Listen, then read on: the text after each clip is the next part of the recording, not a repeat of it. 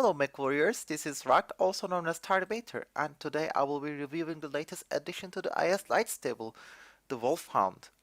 This Wolfhound pack was donated to me by DarthPeanut, so many thanks to him for making this review possible. Before we get to the MechWarrior Online's take on the Wolfhound, let's take a look at the Wolfhound in Battletech to get an idea of its reason for existence. The Wolfhound was engineered by the Lyran Commonwealth for a single purpose, to counter the fast and powerful light mechs of the Draconis Combine, namely the Jenner and the Panther.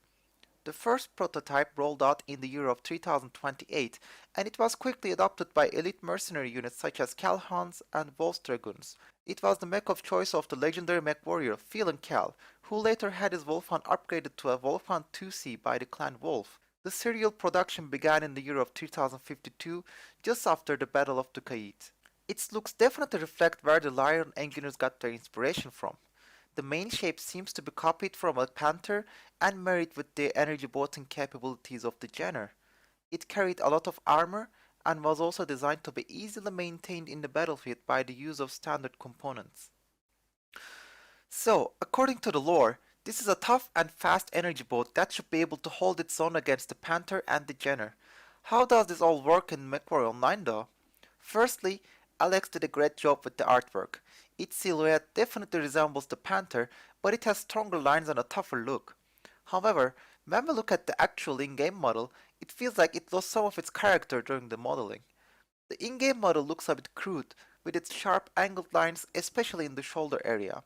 Its legs are also much skinnier, which is actually a good thing in terms of gameplay, but it also gives it a more fragile look. Disregarding aesthetics, the Wolfhound has an excellent geometry in terms of gameplay. It has big arms which look perfect for absorbing damage. The whole torso is very small, with the whole mass concentrated in the hexagonal shape in the middle, but it has some depth that adds to the side profile. The legs are very skinny and look very hard to focus. On the scaling department, the Wolfhound gets a pass as well. It's pretty much a skinnier Panther, which is already a well-scaled mech. Overall, its looks are decent. It doesn't have the sleek looks of the Panther, and the animations are somewhat stiffer than the normal, but it's not an ugly mech by any means. When we take a look at the hitboxes, you can see that PGI took their time doing them.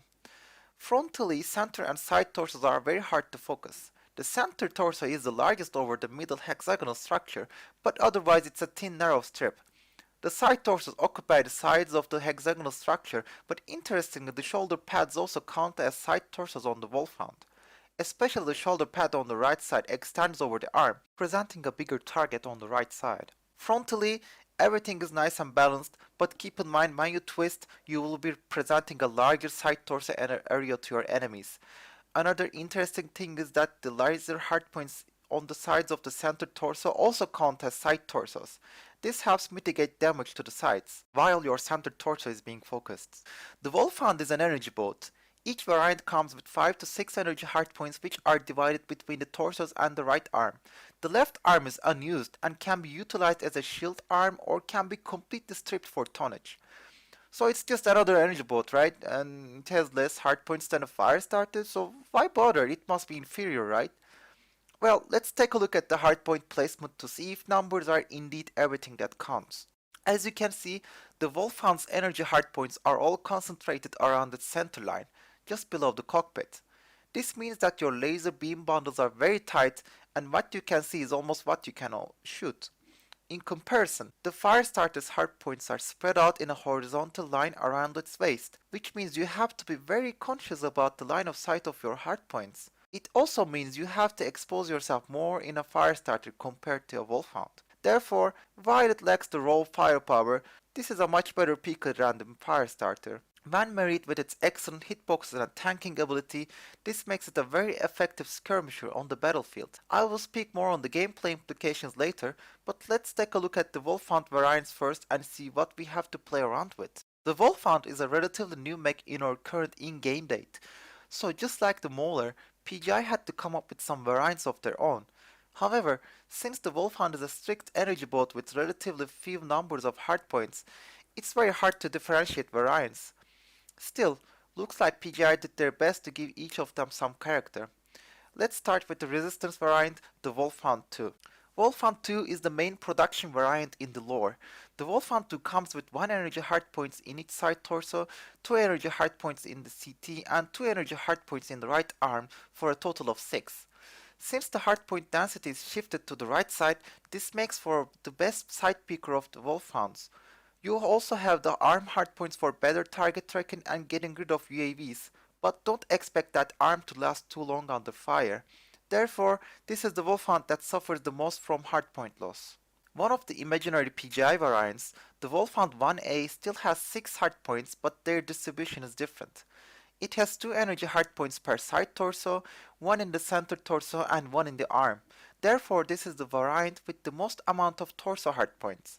Having 5 tightly packed lasers in the center of your mech gives this mech amazing convergence characteristics. This allows for excellent target tracking with more precision, as you don't have to worry about the speed discrepancy between your arms and the torso. It also allows you to take shots from the tightest of the angles, such as between two opposing corners or openings. The Wolfhound 1 is a bit of a mixed bag. It comes with 1 hardpoint per side torso, 2 in its center torso, and 1 in its arm for a total of 5 hardpoints. PGI tried to offset the loss of a hardpoint with a slightly higher engine cap instead.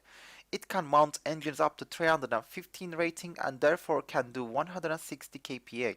However, as you will quickly recognize, the loss of a hardpoint is definitely not worth the extra 10 kph.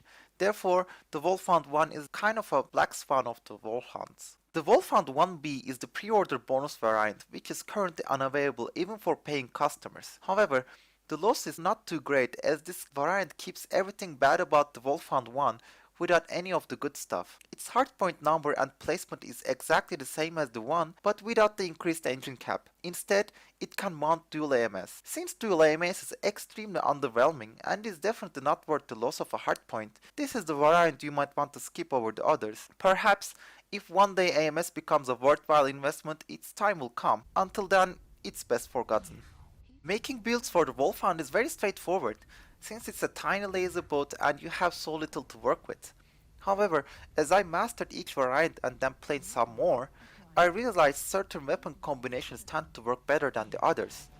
First of all, realize that this is a mid-close range harasser and not a sniper, so while it's entirely possible, I wouldn't recommend you to slap ER large lasers on this thing and go sniping. That's a job that's best left for ravens and other lights with better energy quirks and a high point placement.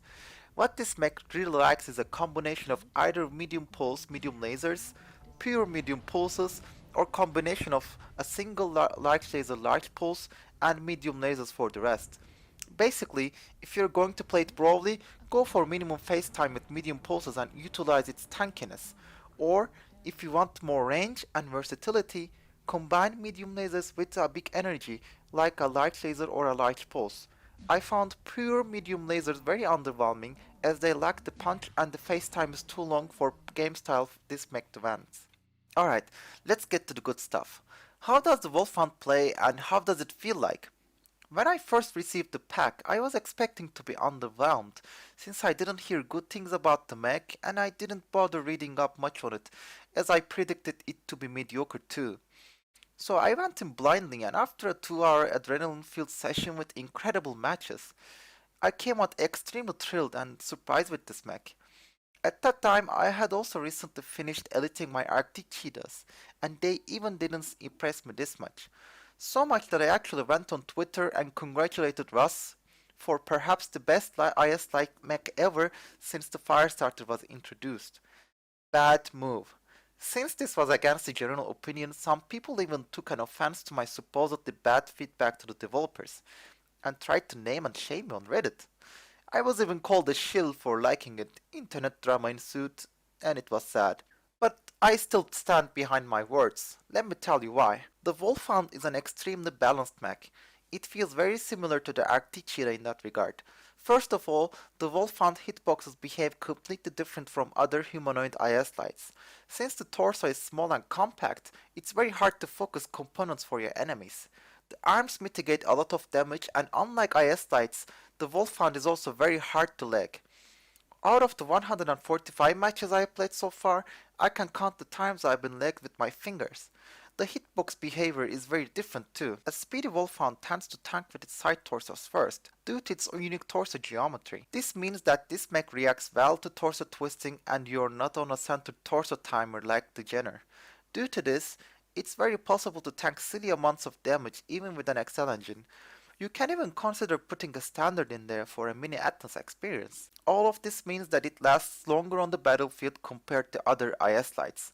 For example, a Firestarter has more hardpoints and potentially better alpha, but with a Wolfhound you can easily persist longer on the battlefield and easily make up for the lack of raw firepower. Secondly, the hardpoint placement makes this an amazing peaker. The tightly packed torso laser beams allow you to shoot through tight gaps and holes your enemies can't shoot back from. Despite the mainly torso well-mounted weaponry, you also have no problems tracking enemies. The extra torso twist speed quirk allows you to be very precise with your aim too. You can even track Arctic cheetahs flying all over the place. Lastly, the Wolfhound is very hard to disarm. If you take off its arms, it will retain at least 4 energy hardpoints in its torso. The same thing can't be said for its main competitors such as the Firestarter and the Arctic Cheetah. Especially the Arctic Cheetah turns into a cute kitten when you defang it by going for its fragile arms and side torsos. All of this makes the Wolfhound a very potent enemy with a unique playstyle. The playstyle I developed ended up being a close mid-range aggressive corner peeker. You basically seek out vulnerable enemies such as assaults, keep them occupied with constant harassment, and waste their time while racking up damage. The Wolfhound face tanks really well, so whatever they throw back at you, you can either evade or simply absorb it. I don't suggest getting really close, since at close range your side torsos become a huge target and an XL death is unavoidable against a competent enemy. Overall, the Wolfhound is a great addition to the Inner Sphere Lite roster. I expect it to get much more popular when it gets released for civils on December the 15th. By then, its competitors will have their quirks brought in line and the Wolfhound will get better quirks. So if you have an aggressive playstyle and you like IS lights, save up those mech bays and civils because you're in for a ride. If you enjoyed this review, you can watch my other videos on my channel or you can go to my blog at raxarmory.blogspot.com for more MechWarrior online content. See you next time, MechWarriors.